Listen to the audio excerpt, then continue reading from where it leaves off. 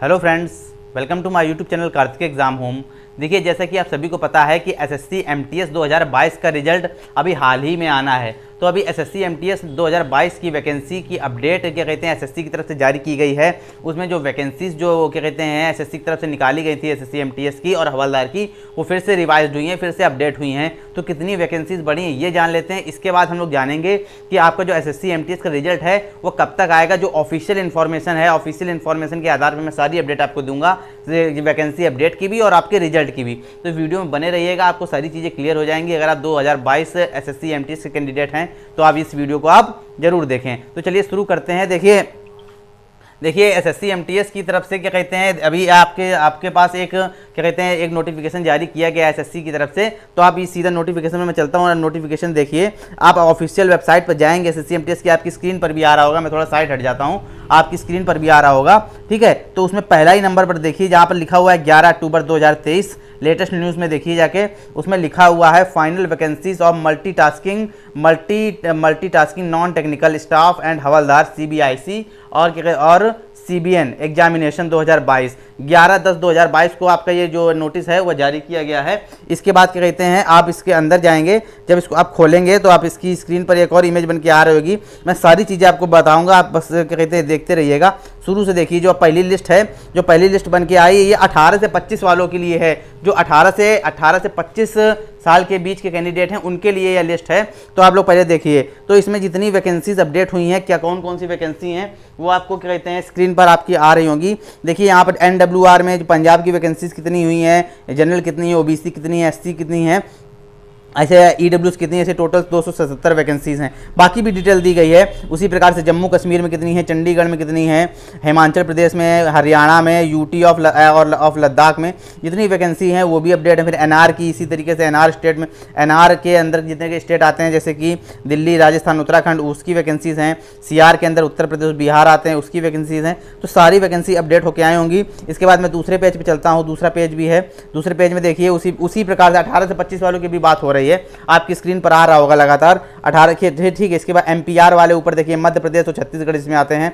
मध्य प्रदेश में total 267 vacancies हैं, छत्तीसगढ़ में 13 वैकेंसीज हैं। कैटेगरीज वाइज आप देख सकते हैं, कैटेगरीज वाइज उसमें लिखा हुआ है। इसके बाद डब्ल्यूआर में क्या कहते हैं, डब्ल्यूआर के स्टेट आते हैं महाराष्ट्र, गुजरात, गोवा। इसके बाद दादर एवं नागर हवेली और दमन द्वीप में जो वैकेंसीज हैं वो जो भी जितनी भी अपडेट हुई हैं सारी की सारी दी गई हैं, ठीक है। इसके बाद और नीचे चलेंगे तो केकेआर में, इसके बाद नीचे देखिए आपके लिए क्या आ रहा होगा, vacancies for the post of multitasking non technical staff and havildar CBIC और सीबीएन में 18 से 25 वालों के लिए जितनी पोस्टें वो दी गई हैं, अलग से करके दे दिया गया है। तो टोटल वैकेंसीज बनती हैं जाके आपकी जो 18 से 25 वाले हैं। अब मैं आपके बोर्ड पर लिख दे रहा हूँ, अभी एक सेकंड के लिए मैं इमेज हटा रहा हूँ, अभी फिर से मैं लगाऊंगा। तो यहाँ मैं लिख दे रहा हूँ जो वैकेंसी अपडेट हुई हैं, इधर साइड में लिख दे रहा हूँ तो उधर इमेज भी आपको दिखती रहेगी। तो टोटल जो 18 से 25 वाले हैं, 18 से 25 के साल वाले कैंडिडेट जो हैं उनके लिए 8519 वैकेंसीज हैं। सीबीआईसी और सीबीएन को मिला के, चाहे हवलदार वाले हों चाहे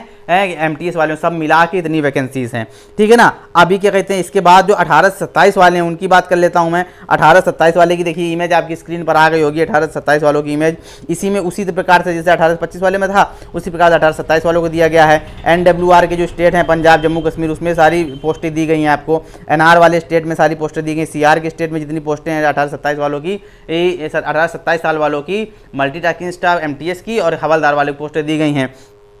उसी प्रकार से नीचे जाएंगे तो क्या कहते हैं इसके बाद वैकेंसी, इसके बाद बाकी डब्ल्यूआर की, इसके बाद आपको दूसरा पेज खुल गया होगा आपकी स्क्रीन पर। डब्ल्यूआर की वैकेंसीज हैं, एसआर की वैकेंसीज हैं, ठीक है। केकेआर की वैकेंसीज हैं, जैसे केकेआर मतलब कर्नाटका, केरला, ठीक है, लक्षद्वीप, ये सब वैकेंसीज हैं।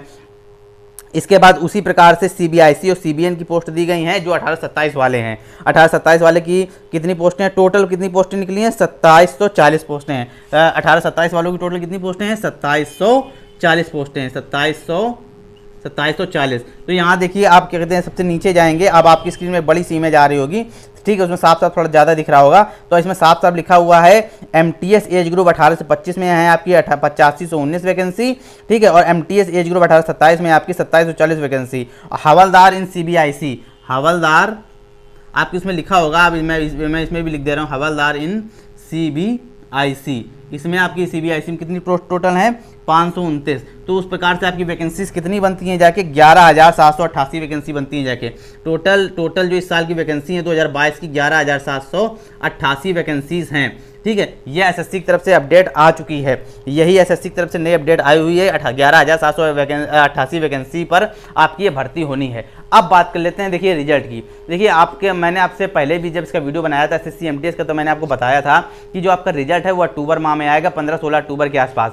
तो जब ये वैकेंसी इन्होंने अपडेट की है, इसका मतलब यही है कि इनका जो रिजल्ट है वो इसी वैकेंसीज के आधार पर अपडेट होके तैयार हो चुका है। ठीक है ना, क्योंकि इन्होंने इस तरीके से वैकेंसी अपडेट की है, इसका मतलब है कि उन्होंने इसी प्रकार से रिजल्ट अपना तैयार किया होगा। एक ही डीवी के लिए कितने कैंडिडेट को इन्हें बुलाना है, कितने कैंडिडेट को बाहर करना है। तो हवलदार का देखिए आपका रिजल्ट भी आ चुका था रिटर्न एग्जाम का, और फिजिकल भी हो चुका था। एमटीएस का रिजल्ट आना है। तो अभी हवलदार और एमटीएस का, अभी हवलदार राइटिंग में जाइएगा, राइटिंग मेरी इतनी अच्छी नहीं है। एमटीएस का जो रिजल्ट है रिटर्न एग्जाम क्या कहते हैं, डीवी के लिए जो रिजल्ट है, डीवी के लिए जो रिजल्ट है वो आपका 15-16 तक आपका रिलीज हो जाएगा। इसी 15-16 तक, मतलब 4 से 5 दिन है। मैंने पहले भी आपसे बोला था, जब मैंने पहले इसका वीडियो बनाया था, कि 15 तक आपका रिजल्ट आ सकता है। 15 अक्टूबर तक आपका रिजल्ट रिलीज हो जाएगा। 15 अक्टूबर 2023 इनके बीच में आपका रिजल्ट जो है रिलीज हो जाएगा। तो बिल्कुल आप क्लियर मान के चलिए कि 2-4 दिन के अंदर आपका रिजल्ट जो है वो आना तय है। और जिन कैंडिडेट को ये लगता है कि मेरा सिलेक्शन हो जाएगा, वो एक तरीके से श्योर हैं, तो क्या कहते हैं अपना डीवी के लिए अपने तरीके तैयारी पूरी रखें।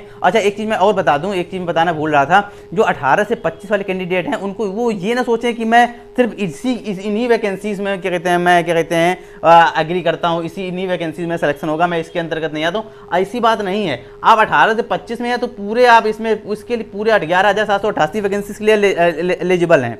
ठीक है ना, लेकिन जो 18-27 वाले हैं वो सिर्फ 2740 वैकेंसीज के लिए हैं।